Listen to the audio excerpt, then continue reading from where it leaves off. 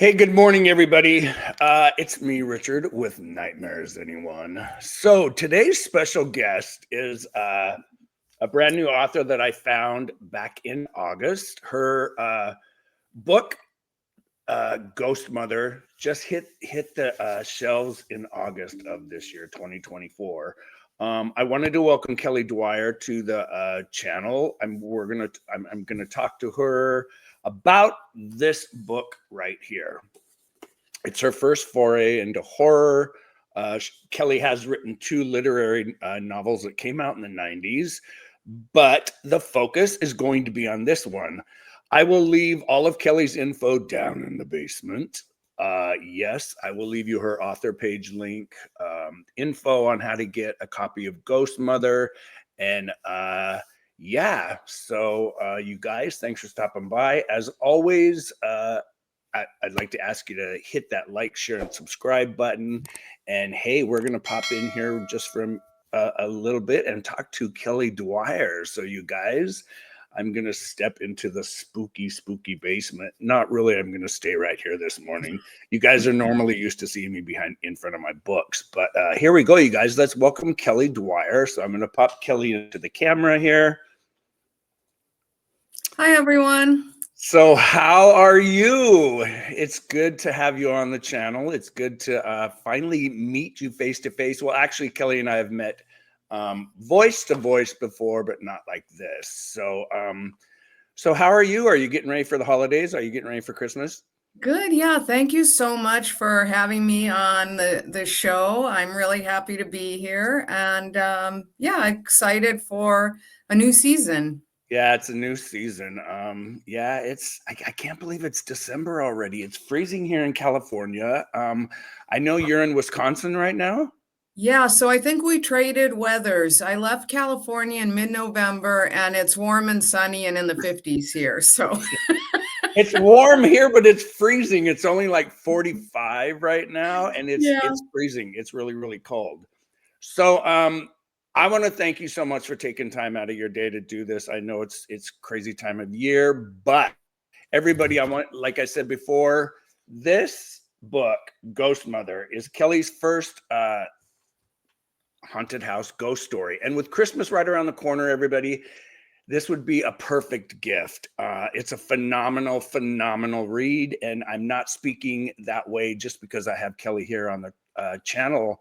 This book wrecked me. And a lot of you guys have read my review on my Goodreads channel. So let's get into this. So Kelly, I'm going to pop on my old grandpa glasses here. No offense. I know you have your glasses on, but you look a lot better in glasses than I do. So nothing is holds barred here, adults. Okay. So yeah, like I told you earlier, I'll edit a bunch of this stuff out. So here we go. So Kelly, I got some questions. So first off, we want to welcome everybody. We already did that, but I wanted to know something. When I read this book, now this book has got like 330. No, actually, it's only got 321 pages. It's a beautiful book. It is a beautiful book. The cover is what grabbed me. When it came across on my Everend account, I listened to it, and the narration was phenomenal. And then, of course, I read the physical copy. But I've got a bunch of questions I want to ask you. So let's start off. Who was your inspiration to write, and how old were you? What made you want to write a book? Well, rumor has it, or family lore has it, that I told my mom when I was 3 that I needed to learn the alphabet because I was going to be a writer. So at 3? At 3. So it just feels like I was born, you know, wanting to write, wanting to tell stories. I think a lot of my writing inspiration comes from trying to have a dialogue with books that I love. And of course, you know, ultimately with the reader. The initial inspiration for this book came when my husband and I moved into a house in Baraboo, Wisconsin. It was our first house. It was an old Sears Craftsman house. And we didn't have our own real estate agent. We used the sellers, and he kept saying, you should really look into the house's history. Wisconsin is a non-disclosure Oh state. no. So the I day the day that we were closing, we had taken the day off work and we weren't meeting until like 1. So we said, we should really look into the house's history. So we did, and we found that there had been a murder in the house. It was very different than the backstory in this book. Mrs. Golmar was a widow of a circus member of the Golmar Brothers Circus. They were cousins to the Ringlings, and it was a robbery gone wrong. We did have a minute where we were like, do we still buy the house? And we decided, yes, of course. Yeah, it's like It happened like 80 years ago, and it just seemed like a really sad thing that happened to this woman. But people in Baraboo knew about the house. They always said, do you think it's haunted? And no, we had never felt anything. But I guess that started a little seed in my mind, thinking like, what would make you not want to buy a house? Like, you hear these tragedies that happened, and oh my also, God, yeah. yeah, and also, what would it feel like to move into a house and feel like you were haunted? So I think that was the initial seed, along with just rereading The Turn of the Screw and feeling like that was the way in. Is the narrator losing touch with reality, or are there really ghosts? There you go. So do you believe in ghosts? I don't know, Richard. I've heard so many stories from people that just sound so real and so true that it's hard. I would never say I don't believe in ghosts, but I Mhm. personally have never experienced anything like You've never seen one some or of the ever stories I've told. yeah, Yeah, that's right. you've never come across like seeing one or being touched by anything or something. I've had moments of like coincidence or Mhm. synchronicity that make you wonder, but I wouldn't say I have like seen a ghost. Yeah. Wow. Wow. So you brought up Turn of the Screw. Well, we'll talk about that in a minute. I got so you and your husband, are you in the house now that you and your husband bought? No, we moved to the house we're in now when my daughter was about 5, so about 17 years ago, our daughter. And the house we live in now is a Tudor style house. And when I did research on the book, I looked up what was the most common architecture for wealthy people in the 1920s, and I found the number one answer was Tudor style, but Mhm. I didn't want to have a Tudor because then I thought everyone was going to say, "Oh, is this your house?" So, But is that a good thing or a bad thing? well, it's I just mean, not based on I this love a house. bl So in yeah. this case, it wasn't a good thing because it just wouldn't have been true. So I found that Romanesque revival architecture, and that looked really spooky and gothic. So Yeah, yeah. I love them when they're really, uh, inventively painted. Does that make Oh, sense? oh yeah, the Victorians. Oh, Yeah. I love when they've just got the most unique paint job on them. Yeah. It just, Yeah. so before we get into this book, um, I've got so many questions I want to ask you. I'm gonna ask you a couple questions that Bruce wanted me to ask, and uh, I'm surprised you're not drinking coffee.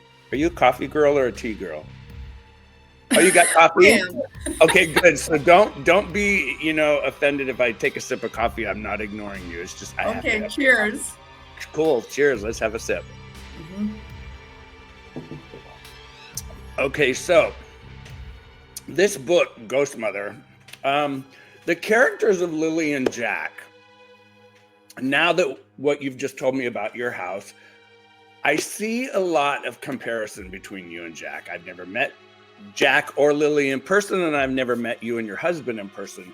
However, when you wrote this book, the way you wrote this book, um, it's so funny because when I listen to it, Kelly, I am not joking. If every female author could write a ghost story or a haunted house story like this, the literary world would be perfect. Oh. This book is um Wow, how do I want to put this? This book, my favorite book of all time, ever since I read it, was Boy's Life by Robert R. McCammon. And then, of course, Something Wicked This Way Comes, and I have two more, but this book is now officially, no joke, right next to My Boy's Life copy by Robert R. McCammon. I Wow, am thank going I you. am going to give this book for gifts for years to come. And I wanted to ask you before, because I really want to get into this story about Jack and Lily, and especially Amelia. But I don't give spoilers on my channel, so everybody that watches my channel knows that they're going to get a review without a spoiler. So Okay. if there is something you do want to tell me, just let me and the readers know. And yeah, so what is your favorite horror novel of all time? Do you have Well, one?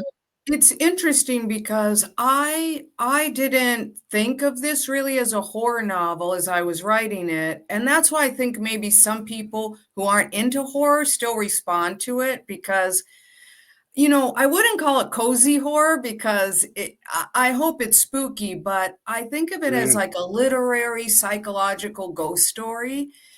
But that's not a genre, that's a genre of 1 or 2, I guess. Yeah, it's not a I'm genre. exaggerating, It's more of a but trope. It's more of a yeah, trope, yeah, but the fact of the haunting and the whole, whether it's a psychological yeah. down, what's the word I'm trying to use? Not downspire, Spiral. Yeah, downward spiral that Lily goes through is so real and so I've experienced. I remember getting married, I'm sure just as you do, and just like you told me about you and your husband buying your first house. We've all been there, and I yeah. related to Jack and Lily so much in this book. But I really, really related. I clicked with Lily. Lily goes through the worst personal turmoil of trying to get pregnant, and her inabilities to be able to carry a child and have a baby that she wants. That when her and Jack do buy this house, and I'm going to get your side of this, but when they moved in and she felt that, wow, this is where I'm going to have my baby. This is where I'm going to have my first child and Mhm, raise. We're going to start a family. You broke me. mm. You tore me up because I knew what was coming. I had no idea how the story was going to end.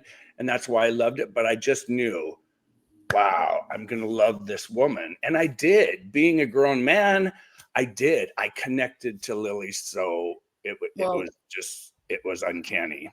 thank Have you you ever so much. have you ever I'm met ex it? Have you ever met anybody or known anybody like Lily was? I think it's little pieces of different people and then imagination. You asked what my favorite horror book was, and one book I love was We've Always Lived in the Castle by Shirley Shirley Jackson. Jackson. And I think that sort of unhinged character is very attractive to me Mhm, for this genre because I like that ambiguity um, of are the ghosts real or is this, someone who is in a downward spiral or both, of mhm, course. mhm, But I think I took some parts of myself and exaggerated them, or sometimes made them the opposite, because I feel like I'm kind of a workaholic, and Lily, of course, is not. And Kelly and I both laugh because there's a whole point there about whether Lily's a workaholic or not. Uh, but but your response is gratifying because so many some people have had a response maybe somewhat like yours, but other people have said, well, I didn't like Lily, and that was a response that I understand on one level, but on another level I just loved her, so a part of me is like, how could you not love mm, her like I love her? And also, I don't think that a character is someone you need to feel like she would make a good friend or a good wife or a good worker. She's just someone whose story you're interested in. mhm. She was so real. She was just, but I know people that are watching this are thinking, well, who are these characters? So I'm gonna let you kind of explain, and like I said, no spoilers, because I know when I Sure. talk about this with you, I know I'm gonna want to blurt something out, but through the magic of editing, I can blur anything Kelly and I say, or if I mess up. But Kelly, do you want to tell everybody what is this story? Sure. Um, on a short little shoestring, but what is it about? Sure. So, Lily and her husband Jack moved from Chicago to Wisconsin for Jack's work. Lily is experiencing infertility issues and also bad spending habits. But as you said, Richard, she falls in love with this house. She feels like this is where she's going to have a baby. So even though it's a decrepit, falling apart mansion with a hole literally in one of the ceilings, in a floor and ceiling in one of the rooms, they buy it, and then she learns, this is chapter 3, so I don't think it's a spoiler, Yeah, it's it's the not a murder spoiler. house, meaning that a tragedy happened there to a circus family in the 1950s. So Lily begins then to feel like she is being haunted, like there are ghosts. So she does research into finding out who were these people, what happened, what's the story. And as she investigates, she goes into a downward spiral, or she is haunted by ghosts, or both. And her marriage disintegrates, her work life disintegrates, and then there's a conclusion which a lot of people have told me surprised them, that the climax surprised them. And also some people have told me it's a happy ending, and some people have told me it's a tragic ending. So I think it's about a lot about what you feel is happening there. Yeah, the whole I listened to this book in like Yeah. 6.5 hours, and when her and Jack decided to buy the house, I thought, oh, I've read this story before, I've heard this story before, Mhm. but it was in chapter 2 that I got a creepy feeling that something different was going to be in the Lawrence mansion. And when you brought in the whole backstory of the creepy, Yeah. the triple murder at the circuit, the carnival, and the whole backstory of the Lawrence mansion, it made me think of, yeah, I did think of The Haunting from Shirley Jackson, but there was a book by Richard Lehman that was called Beast House. And when you did that whole backstory on the Lawrence mansion, on the Lawrence people, it just made me think, oh God, this book's gonna be creepy. This good book's gonna be scary. And it did. It's scary, it's creepy, it's a great Mhm. ghost story, but it's a great haunting. And it's about happiness, it's about loss and grief, but the whole thing with the title of Ghost Mother, you just think, when I first saw it on everyone, I thought, wow, is this going to be a story about a kid being haunted by their ghost, or is this going to be a story about a ghost who's a mother And I thought, wow. So when I got into it, I was hooked, and I only took one break. I took a break Wow. to eat dinner, and then I got right back to it. But Wow. it just I don't know. I really don't like, I don't know what to say. I've always wanted to write a book like this, and Yeah. ghost stories and haunting being my favorite trope. This was done. You knocked this one out of the park. Well, Now, thank you. I did mention in the intro that you wrote 2 literary novels in the '90s.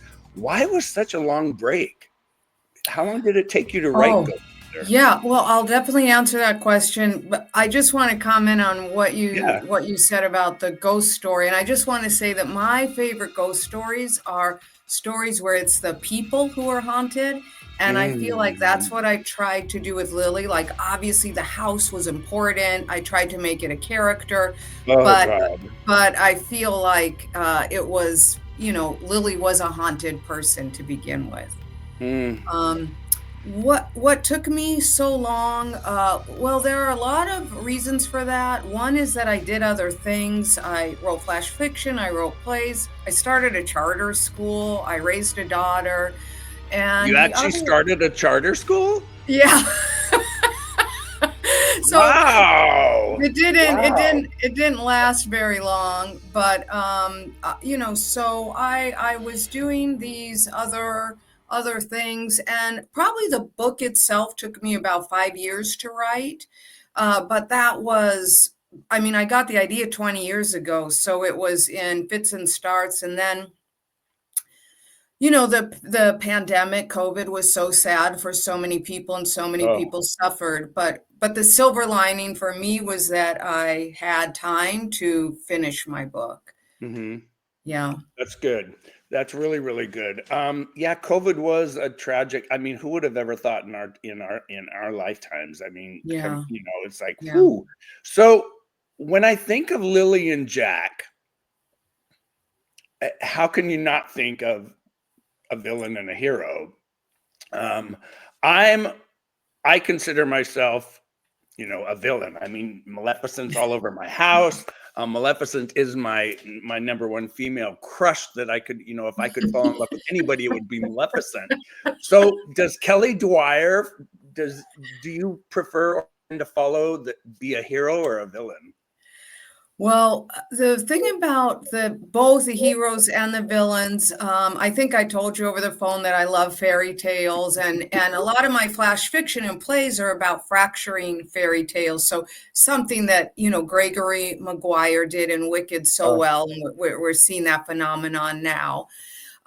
So I think that it's interesting to get the real story behind both the villains and the heroes. So, just to use Wicked as an example, since we're all thinking about it now, it's in everywhere. that show, we think of Glinda as being the hero and Elphaba as being the villain.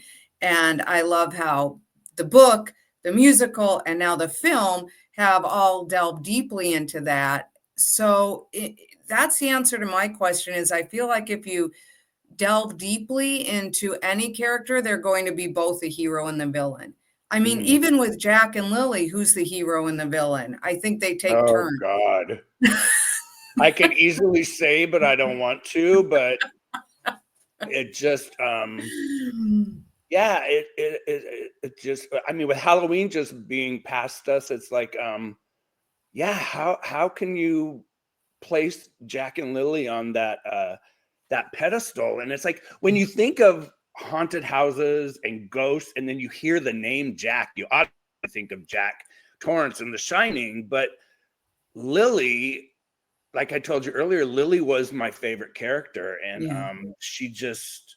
It's like, you brought up Wicked and the movie and the musical and the book, and the book being so dark and so twisted and such a sad, sad story of Mhm, mhm. this little girl Elphaba's childhood, that we see this version in the 1939 and the 1900 book Wizard of Oz by L. Frank Baum. We see this, Yeah. this wicked, evil person, but that's kind of how Lily starts out. You can't help but feel sorry for Lily. But then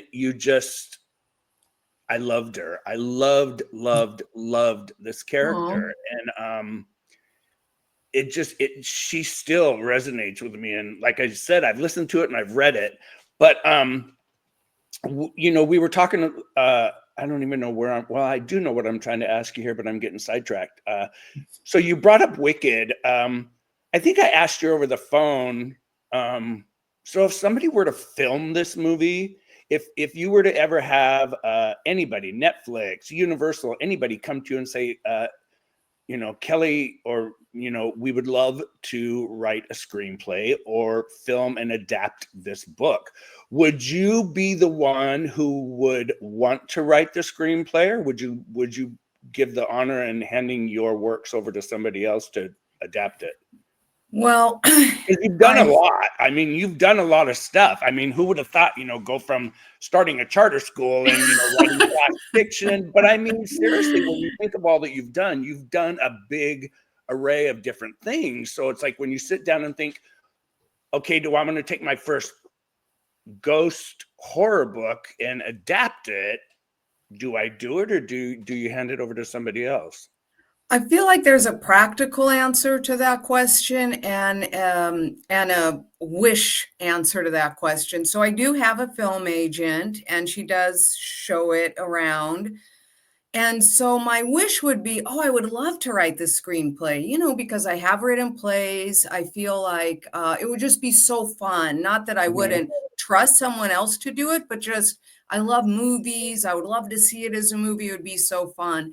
But I think the practical answer is and also the true answer is, whoever would do the best job. Like, it would be so fun for me, but if a real screenwriter could do it better, then I mhm, would rather they do it, mhm, because we can't agree with Pound's politics, but I do agree with him when he says it doesn't matter who writes great art, it just matter that mhm, great art gets written. And I mhm. feel that way about, movies. As long as they're there and, people love them. I mean, I think that's more important than if I wrote it, but I do think it would be so much fun.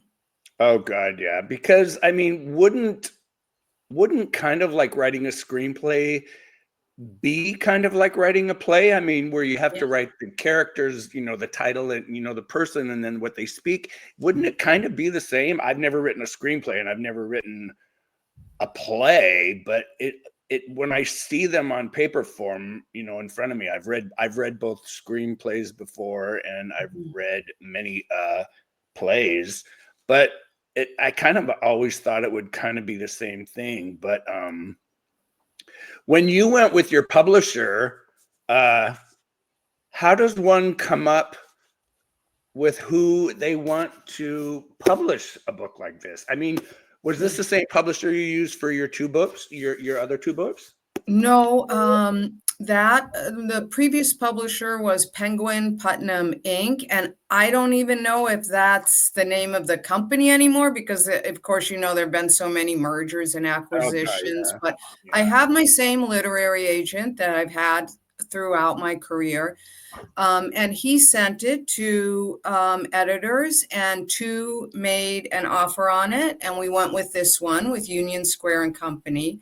And I was really happy with the editorial process. Mhm, They told me, like, here's an idea for a cover, but if you don't like it, we'll go back to the drawing board. And I was just like, no notes. I love it. mhm. Yeah. Yeah, and everybody, when I when I listen to this book, my viewers always, so many of them are like, "Richard, I'm so jealous of your book collection," or "I'm so jealous of your library." Yes, you guys, I have to rub this into your face. I did contact Kelly, and I reached out to her and I asked her to, do this interview with me, but I wanted to have a physical copy of this book to put on my shelf. And out of the kindness and goodness of her heart, look what I got, you guys. Yeah, I've got another one, you guys. So eat your heart out. So yeah, um, it just I don't even know. I just like I told you on the phone, I was broke. And what has or have you heard response from male readers? Has any men reached out to you and said, "Wow, Kelly, I read Ghost Mother," have you heard from any men what they thought of the book, what they thought of Lily and Jack?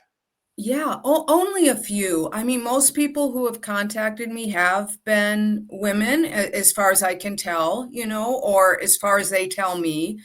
I guess But it's there hard to tell if you get an email if the name is either a man or a Yeah, woman, right. But unless you speak sometimes to them and they'll meet them. mention like their own experiences with Mhm. infertility or miscarriage, so it's clear at that point. A few men have responded, and those have all been really positive. And I love that, a man Wow. can read it and get a lot out of it too, Oh and my god. feel Oh my god. connected to the character. Yeah.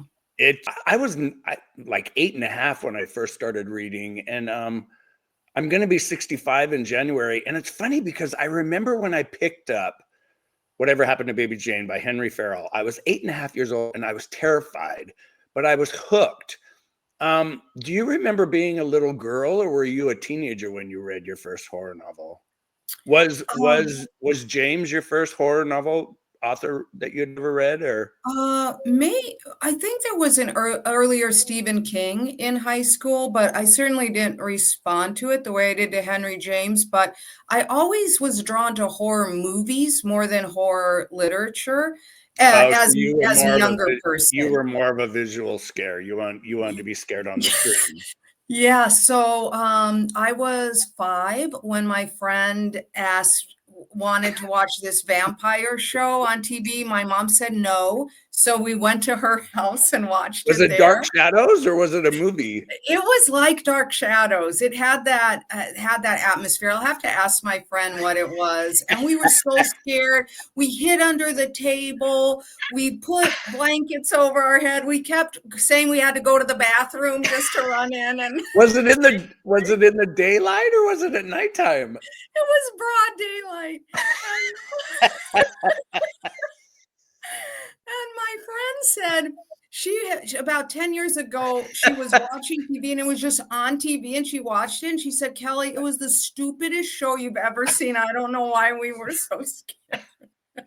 But But kids are like that. Kids are like that. yeah, It's but like, that hooked me. So I loved horror movies. And then I think because of that, I had a very high threshold. Like once I saw anything else, I was like, well, that's not scary because I watched this cheesy vampire show when oh I was God, you're just like I have two girlfriends. Tammy Ellis that lives in North Carolina, her and her 12-year-old daughter Maddie are not afraid of anything. And then the lady that sent me this mug, she's this little tiny, just and she is not afraid of anything. Where here I am, a 6'4" man, and I'm scared to death of everything. I am scared to. I'm the biggest chicken, Kelly. It's you would never believe how big of a scaredy cat I am. But So what draws you to horror then? Is it that like vicarious experience? you know what is funny? I went through, and I don't want to turn this around about me, but I went through a really bad childhood of sexual abuse from a family friend. And I used to use horror. I think I used to use horror because I wanted to be that scary bad person in the book or the movie and Mhm. get revenge on this person. So I Yeah. think the first character I really fell in love with was Baby Jane Hudson. She was the creepiest thing on paper. But then when I saw the movie with Betty Davis and Mhm. Joan Crawford, I was hooked. I was hooked. And I will never forget that same summer, we I had gone with my older sister Connie to her girlfriend Julie's house down the street. And it was like 3 blocks away from us. And we watched Psycho. Whoa. Oh my God, Kelly. I'd never seen it. My sister hadn't seen it, and Julie hadn't seen it, but we watched it on an old black and white TV. You know, the movie was black and white. Mhm. I was terrified. I was petrified of Norman Bates. And the funniest thing is, because you know how they do the 6 degrees of separation of Kevin Yeah. Bacon or whatever. Yeah. Yeah. In 1981 or 1980, I got to meet Anthony Perkins. I went to the world premiere of Psycho 2 in Seattle.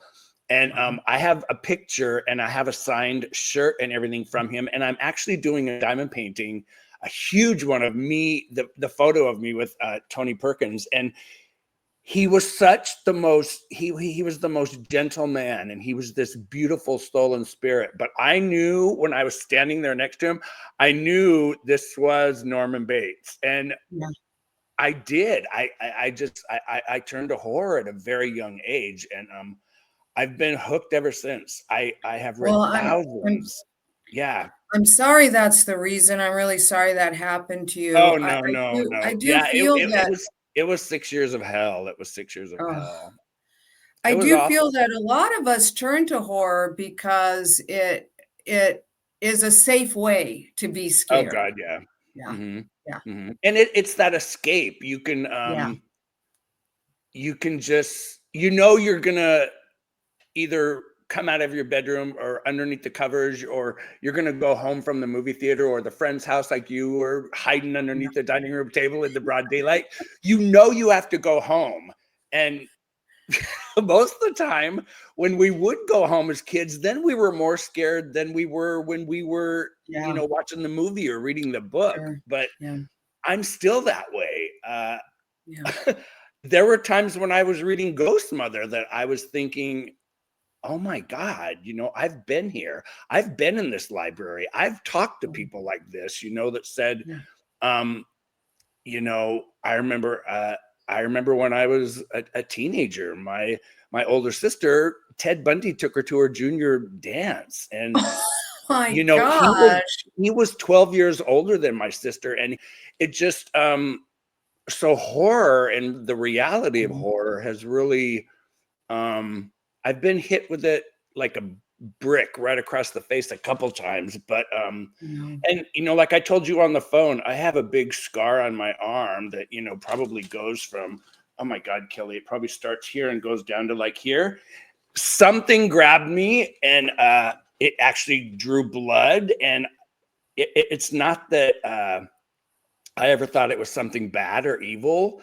But yeah, I've believed I'm not I do believe in ghosts. I feel like the Cowardly Lion in the Wizard of Oz. I do believe. Remember where they're going into the haunted forest? Yeah. And no one could tell me, oh, that there's not something out there that we can't see. And Right. when you read Ghost Mother or any ghost story, you feel that, that creep, what if? And it's funny that, you brought that up, because why, like you said, a lot of times as kids, we do use the horror escape. But is Kelly Dwyer the type of person that if we were to go have coffee or go meet with friends and stuff, are you a crier at a movie? Are you a crier at a good tearjerker? I feel it. I feel moved, but I don't cry a lot. You look shocked. I actually am shocked. After reading about how, wow, I'm surprised the creator of that you wrote the character of Lily, and you're not, because I was going to ask you next. I was going to say, in fact, I know I had a question right here. Oh no, I didn't. Are you afraid of the dark? Or what's in the dark? You were talking about like, that something is out there, and I am really interested in what we can't see. To me, that's more interesting than what we can see. What might be out there. But I don't think of the dark as scary. I mean, I go out at night and look at the stars, and yeah, I wouldn't say that's a fear. Yeah, I'm not afraid of the dark. Like you said, I'm afraid of what I hear in the dark. I have seen ghosts. My mother has come to me twice. And a lot of us can't even imagine, thinking, wow, Richard, why would you call your mom a ghost? A ghost is just, to me, an ethereal, forever loving, living spirit. Sure. I believe that heaven is here on this earth. I don't believe that we go somewhere else when I die. I know for a fact that I've lived before. I've heard audio tapes of me choking on water and speaking in an extreme Baroque English accent. I know I've lived before. I remember being, oh my God, like 4 years old and drawing pictures of this big green lady. And I did it till I was like 8 or 9 years old. And then I realized what I was drawing was the Statue of Liberty. Never having been to New York and choking on water. Yes, this is going to sound very stupid, and people are going to think, oh God, Richard, you've talked about this on the channel. But when I heard the audio recordings of me talking and drowning and choking on water. I put two and two together, and it took me almost 20 years, and I came to the conclusion that I was on that fateful boat that the big movie was made about, and I probably did choke to death. But you know, when you think, what was the first thing they were going to see when they came to America was that big green lady in the was the Statue of Liberty. So I know, I believe that there are things out there, but well, while you're thinking, I'll just say that my daughter and I went to the Titanic Museum in oh my God. Ireland Oh this my year. God. Go ahead. And I thought it was going to be like a cheesy movie reference, but it was so moving. We loved it. It was so powerful, so moving. I learned so much there. And yes, so many souls died in that tragedy. And when you walk in that museum and see the reproduction of that staircase and that, I mean, everything in there. Now, did you see the one that first toured where you got to put your hand on the big, huge iceberg? No, we saw the permanent museum in Northern Ireland. Yeah. Yeah, it's beautiful. In fact, there's a couple states. I know Missouri has a permanent one, but the first one I went to was the traveling one. The first year it traveled, and it was in Seattle for 2.5 years. I see. But I've been through it 3 times, and the first time and the third time, the last time that Bruce and I went, when we went to Missouri, they did the last thing you saw or walked through before you left the museum was a 24-foot tall ice sculpture. And there was a thing where, you know, it asked you how many minutes can you keep your hand on this piece of ice? How long would you have been able to hold on? And, you know, when you see the imprints of people's hands that had sat there before, I couldn't do it. Kelly, I couldn't do it. I could not put my hands on that piece of ice. Wow. Powerful. And I can't explain why. I know now why, but it was powerful. But yeah, it was a beautiful, beautiful museum. It was a beautiful museum. Yeah. Yeah. Now, have you ever seen, you know, speaking of horror, have you ever seen, like, what do I want to say, real places or real things that are horror objects? Like, have you ever been to we know now it's fake and it's not true, but have you ever seen 112 Ocean Avenue? Have you ever seen the house at Amityville, New York? Or have you ever been to Georgetown and seen the Exorcist, you know, apartment? Have you ever seen Yes, yes. My friend went to school at Georgetown and I visited her. And when my God, I know what's coming and I'm so jealous. Oh my God, I know what's coming. Okay.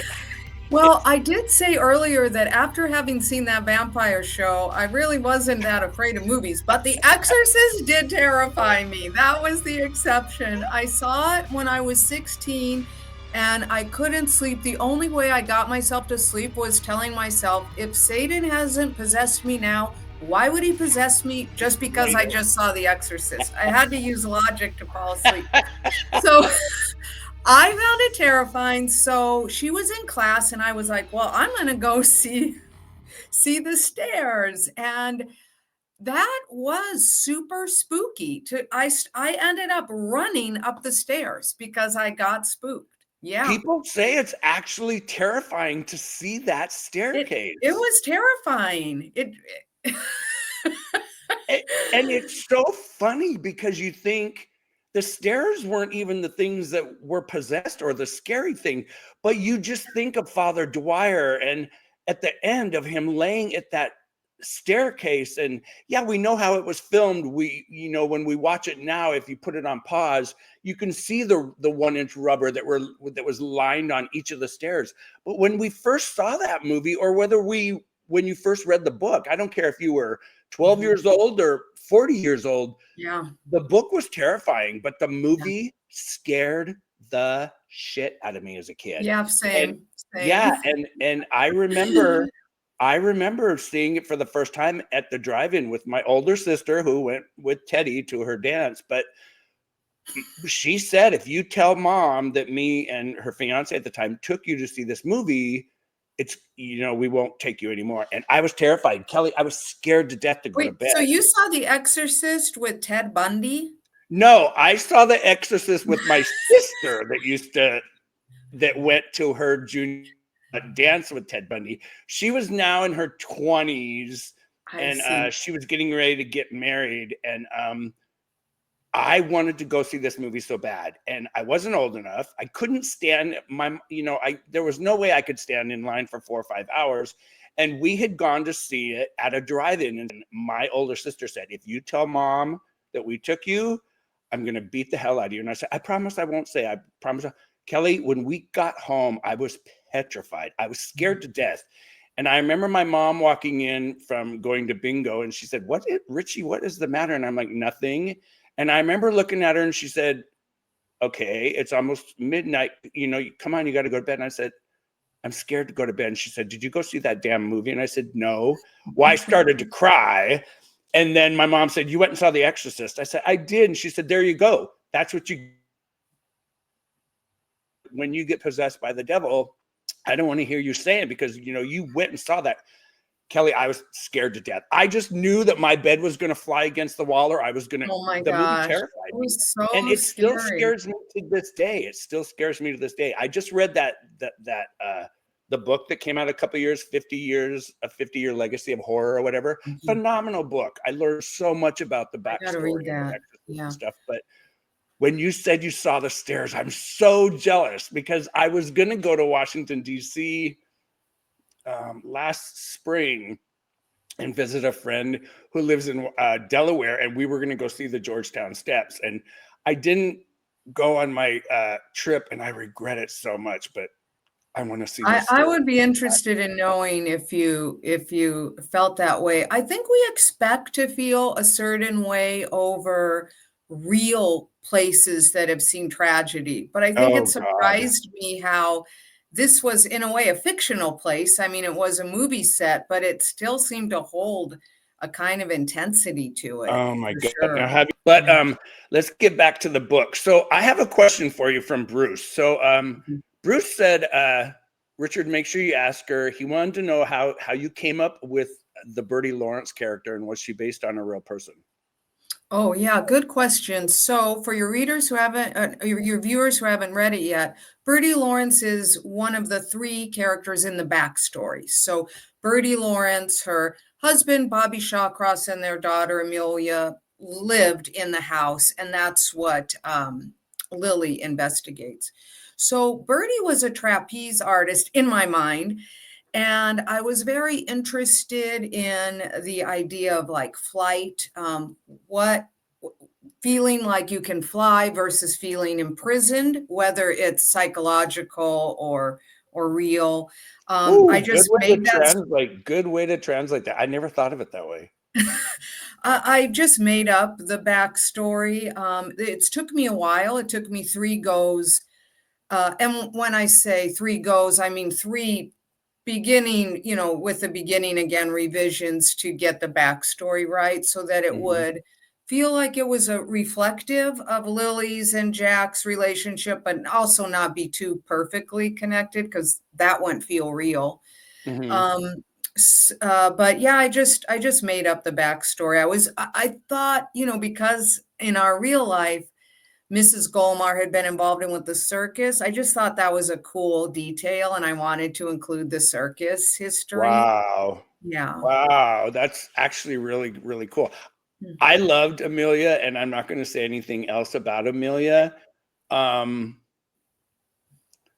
like I told you on the phone, yeah, Amelia and Lily just, whew, I don't want to go any further because I'll probably start crying. But I told you about that and that connection with my Yeah. how I connected with Lily. But what was here's the question I had. So this book made me cry, and I told you that when I talked to you on the phone.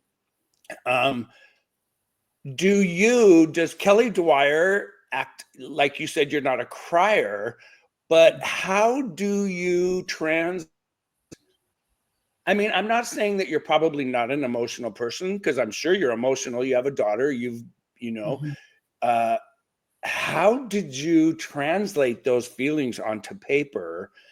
How does an author do that so well? Because Oh, the scenes of, there are trigger warnings in this yeah, book. I put trigger warnings on my Goodreads review. It deals yeah, with miscarriage and the loss of a child and infertility and even suicide. How yeah. did you translate those feelings of emotion onto paper like that?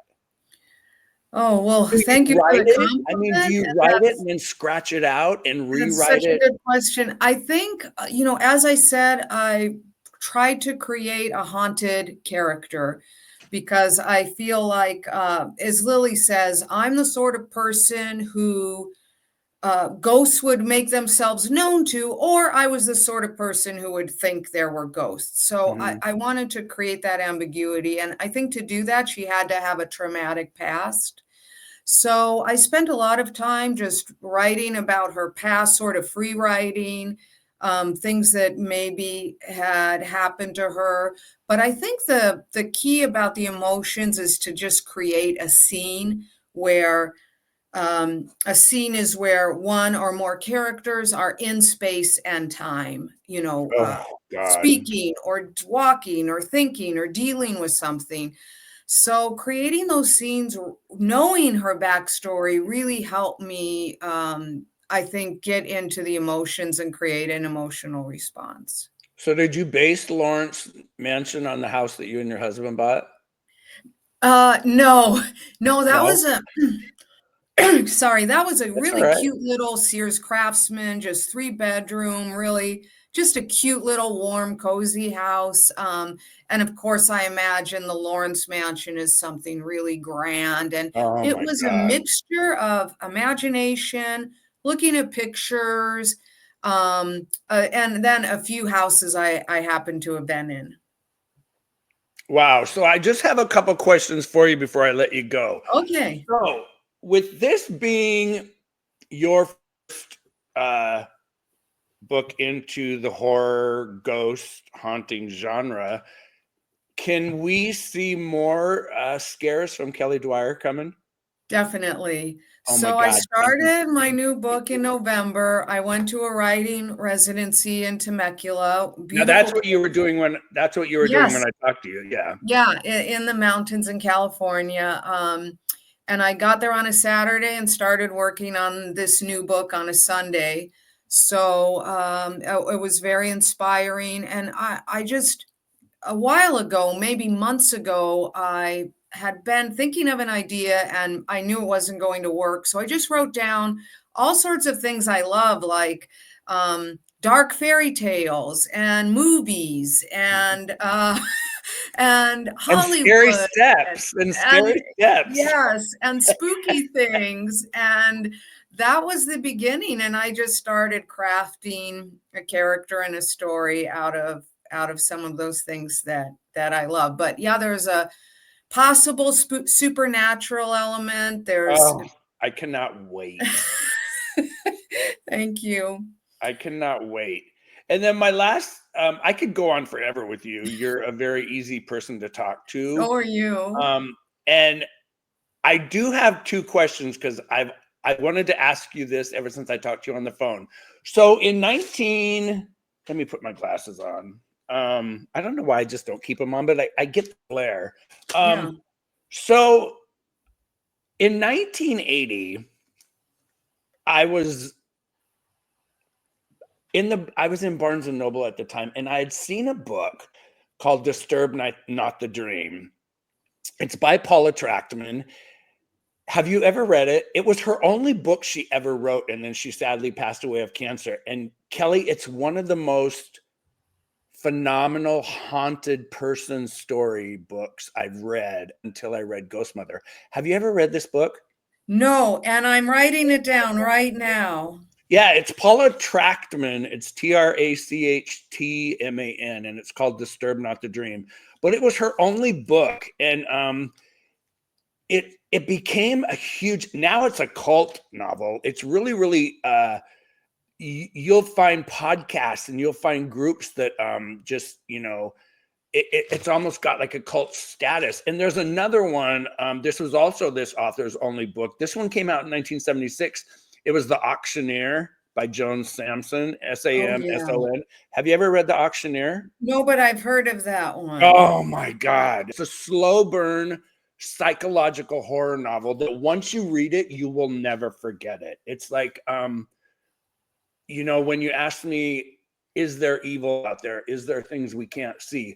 This deals with real psychological evil. That was the one question I wanted to start this interview without was, had you ever read Paula Trachtman? Because I could relate Jack and Lily to Disturb Not the Dream. And you really need to get it. If you can still listen to the audiobook, listen to the audiobook, because it's phenomenal. And it's got 4 extra chapters in the audiobook that aren't published in the actual novel. Okay. But it's a beautiful book, and it's a book that you will remember forever. You'll remember. I love that recommendation, and this is a good time for me to make a plug.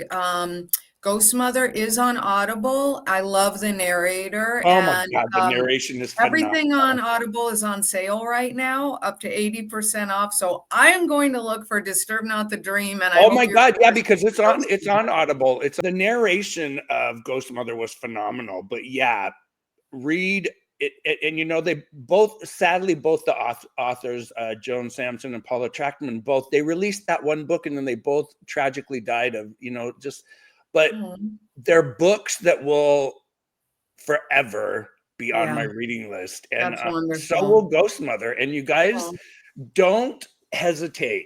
And I'm not just saying this because Kelly's on my channel. Pick up this book. You will forever remember Lily and Jack and Amelia, even Olivier. I mean, you'll just, I loved Olivier. I loved this book, and I wanted I wanted to tell you thank you so much for doing this. And my pleasure. And you'll put my website on, and my email is on my website. So if your viewers want to contact me, and they all know that I'll also put that down in the spooky basement. But I'll put links, everybody, to Kelly's author page. Pick up the book. It would be a perfect Christmas gift, because that was one more thing, and I'm glad we brought up Christmas. The book, everybody, takes me back to a time in my childhood when I remember Bing Crosby singing "I'll Be Home for Christmas" or "White Christmas," and the end of this book, as in the story, it's nearing Christmas, and that's true. Kelly, the last question I have for you. What was your favorite line from the book? Because I'm going to tell you mine, and so what was your favorite?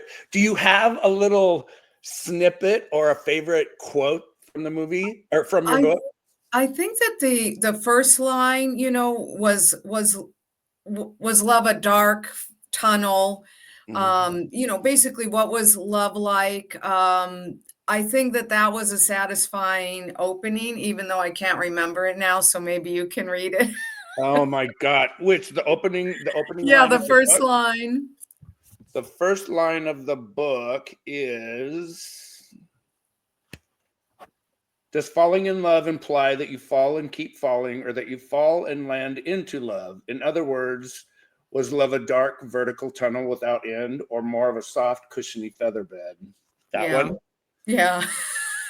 I think just because it took me a while to get it, and I know, because thinking of it now, thinking of that first line, it makes more sense. And when you think of how you started this book, but I will always, in fact, I told you on the phone, in fact, where is it? Let me find it.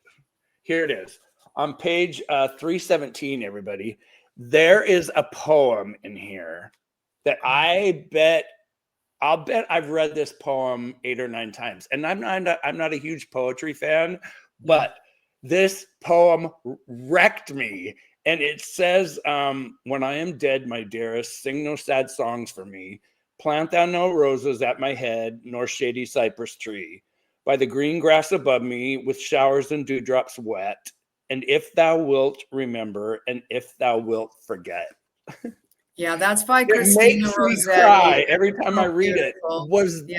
Oh my God. That and the very last line, and the very last line of the book, just Oh, yeah.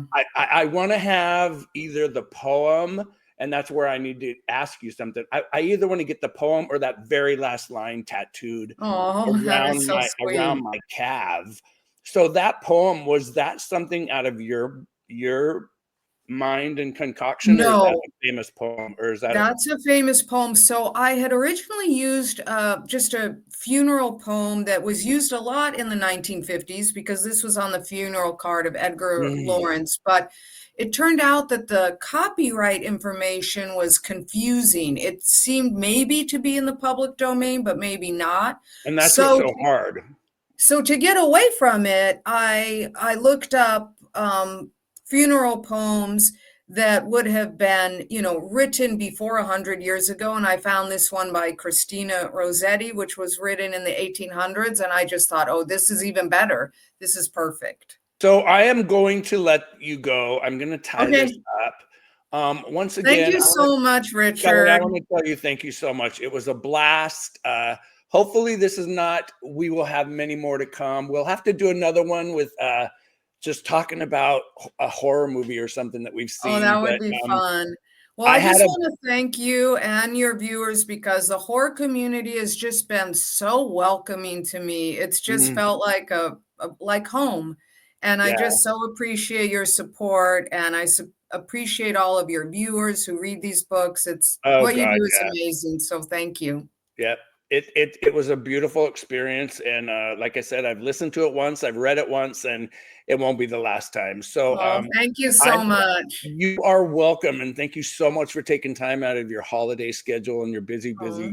back and forth and back and forth. But I'm glad you're back home, and take care of yourself. And I want to tell you thanks so much to Kelly Dwyer, everybody, and thank you guys for stopping by and taking time out of your day to watch and listen to me and Kelly. And once again, I will pop all of Kelly's information down below to Ghost Mother so you guys can pick it up and get scared. So Kelly, hang on there. I'm gonna close this Okay. out, and I'll be right back with you. Hang on just a sec.